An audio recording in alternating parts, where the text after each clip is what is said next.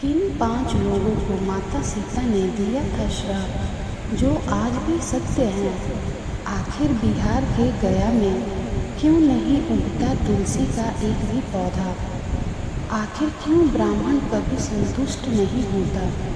क्यों फल्गु नदी सिर्फ नाम की नदी है। क्यों कौवा हमेशा लड़ झगड़ कर ही खाता है। कौवा, तुलसी, ब्राह्मण और गाय को माता सीता ने क्यों श्राप दिया था, इसके बारे में कुछ लोग ही जानते हैं। आइए हम इसके बारे में विस्तार से बताते हैं। वाल्मीकि रामायण के मुताबिक वनवास के दौरान भगवान राम, लक्ष्मण और माता सीता पितृपक्ष में श्राद्ध करने के लिए बिहार के गया धाम पहुँचे। वहाँ ब्राह्मण ने भगवान श्री राम और लक्ष्मण को श्राद्ध कर्म के लिए आवश्यक सामग्री जुटाने के लिए कहा। इस पर भगवान राम व लक्ष्मण नगर की ओर सामान लाने के लिए निकल पड़े।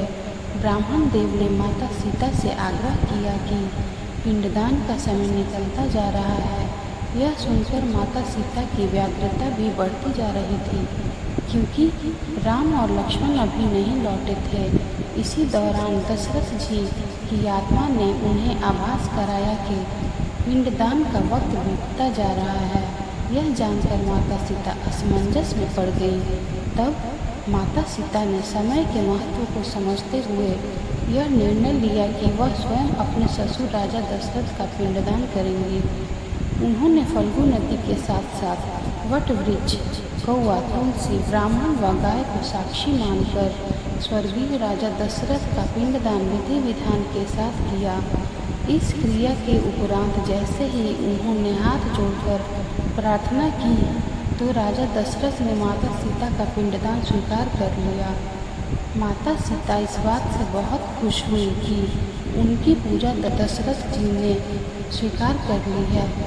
इसके बाद उनके मन में संशय भी हुआ कि प्रभु राम इस बात को नहीं मानेंगे, क्योंकि पिंडदान पुत्र के बिना नहीं हो सकता है।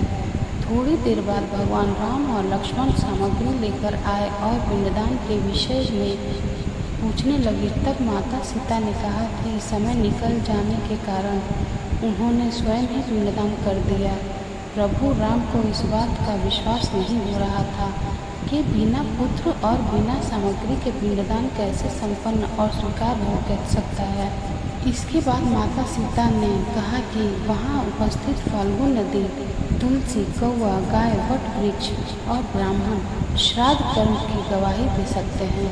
भगवान राम ने जब इन सब से पिंडदान किए जाने की बात सच है या नहीं पूछा तो फल्गु नदी, गाय, कौवा, तुलसी और ब्राह्मण पांचों ने प्रभु राम का क्रोध देखकर झूठ बोल दिया कि माता सीता ने कोई पिंडदान नहीं किया है।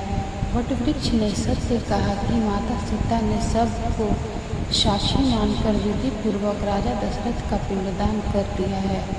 पांचों साक्षी के झूठ बोलने पर माता सीता ने क्रोधित होकर उन्हें आजीवन श्राप दे दिया। इन्हें मिला था श्राप। फल्गु नदी को श्राप दिया था कि वह नाम की नदी रहेगी, उसमें पानी नहीं रहेगा। इसी कारण फल्गु नदी आज भी गया में सूखी है। गाय को श्राप दिया कि गाय पूजनीय होकर भी सिर्फ उसके पिछले हिस्से की पूजा की जाएगी और गाय को खाने के लिए दर बदर भटकना पड़ेगा। आज भी हिंदू धर्म में गाय के सिर्फ पिछले हिस्से की पूजा की जाती है। माता सीता ने ब्राह्मण को संतुष्ट न होने और कितना भी मिले उसकी दरिद्रता हमेशा बनी रहेगी ऐसा श्राप दिया। इसी कारण ब्राह्मण कभी दक्षिणा के बाद भी संतुष्ट नहीं होते हैं। माता सीता ने तुलसी को भी श्राप दिया कि वह कभी भी गया की मिट्टी में नहीं होगी। यह आज तक सत्य है कि गया की मिट्टी में तुलसी नहीं फलती। और कौवा को हमेशा लड़ झगड़ कर खाने का श्राप दिया। आज भी खाना अकेले नहीं खाता है। दीर्घायु का दिया था आशीर्वाद माता सीता ने। जहाँ इन पांचों को श्राप दिया वहीं सच बोलने पर वट वृक्ष को आशीर्वाद दिया कि उसे लंबी आयु प्राप्त हो, वह दूसरों को छाया प्रदान करेगा।